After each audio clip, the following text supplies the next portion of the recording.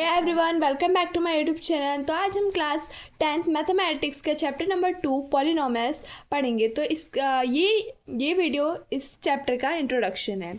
तो सबसे पहले पॉलिनोमियल्स हम पिछली क्लासों में पढ़ते आए हैं। पॉलिनोमियल्स क्या होते हैं?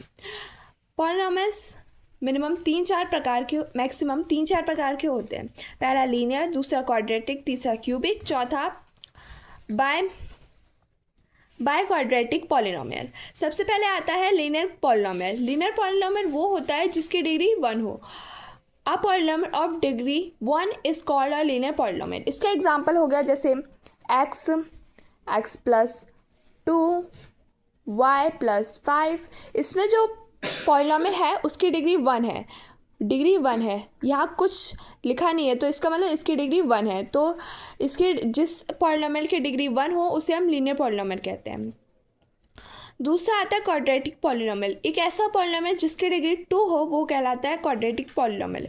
For example x² y² plus 6, इनकी डिग्री 2 है इसलिए ये क्वाड्रेटिक पॉलिनोमियल कहलाते हैं। तीसरा आता है cubic polynomial. A polynomial of degree 3 is called a cubic polynomial. एक पॉलिनोमियल जिसका डिग्री 3 हो वो क्यूबिक पॉलिनोमियल कहलाता है। फॉर एग्जांपल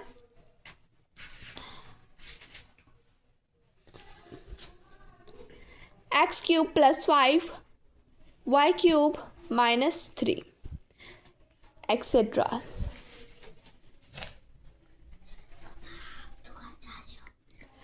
अब आता है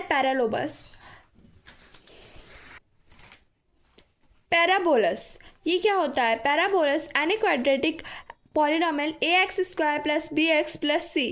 The graph of the corresponding equation y is equals to a² plus bx plus c has one of two shapes, either open upward like or open downward like, depending on their weather.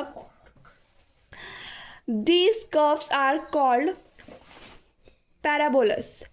Means कोई सी भी quadratic polynomial जो graph corresponding करती है y is equals to ax² plus bx plus c पे वो दो shapes बनाती है। या तो वो ऊपर को खुली हो, अपवर्ड हो, या फिर डाउनवर्ड हो, लाइक दिस। अगर वो ऊपर को इस तरीके से खुली हो या फिर नीचे को इस तरीके से झुकी हो तो उस कर्व्स को हम पैराबोलस कहते हैं। ये तो हो गए पैराबोलस। अब इस चैप्टर का लास्ट टॉपिक हमारे पास आता है relationship between zeros and coefficient of a polynomial.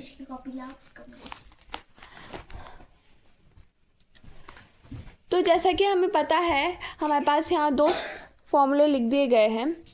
पहला है सम ऑफ इट्स जीरोज, दूसरा है प्रोडक्ट ऑफ इट्स जीरोज।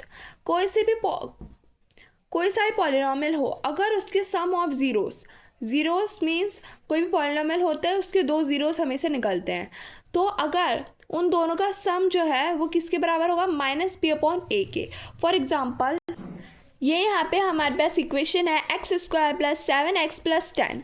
हमारे पास ये एक पॉलिनोमियल है। अब हम इसके ज़ीरोस फाइंड करते हैं। तो ज़ीरोस फाइंड करेंगे x² plus 2x plus 5x plus 10। x common लेंगे, x plus 2 plus 5, x plus 5 and x plus 2। So x is equals to -5 and -2।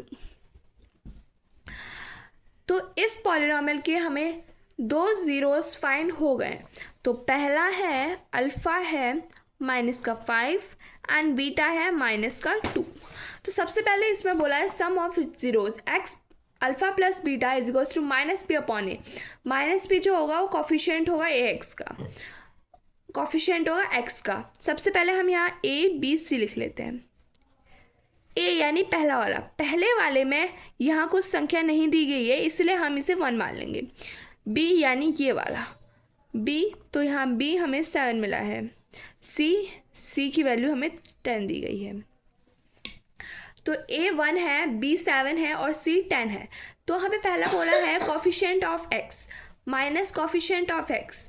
Coefficient of x यानी कॉफिशिएंट ऑफ x ये variable है, इसका coefficient होगा 7 और minus का पहले लगा यानी alpha plus beta minus B upon A, minus B यानी माइनस का 7, ए बोला है कॉफिशिएंट ऑफ एक्स स्क्वायर का कॉफिशिएंट को हम ए कहते हैं, तो ए जो है वो 1 है इसमें, तो यहाँ पे माइनस 7 अपॉन ए, जो कि 1 जब नीचे होता है तो उसकी कोई वैल्यू नहीं होती, इसलिए माइनस का 7 आंसर हो जाएगा। फिर सेकंड फॉर्मूला आता है product of its zeros, constant term upon coefficient of X square. Constant term हम सी को कहते हैं और कॉफिशिएंट ऑफ एक्स स्क्वायर यानी ए को हम कॉफिशिएंट ऑफ एक्स स्क्वायर कहते हैं। तो alpha beta is equals to C upon A. Constant term हो गई सी जो है वो 10 है, ए जो है वो 1 है, सो 1, तो 10 अपॉन 1 की कोई वैल्यू नहीं होती, इसका आंसर 10 आ जाएगा। तो यहीं पे हमारे 2 फॉर्मूले से वो कंप्लीट होते हैं और यहीं पे चैप्टर का इंट्रोडक्शन भी कंप्लीट होता है। मिलते हैं नेक्स्ट वीडियो में, तब तक के लिए बाय बाय, टेक केयर।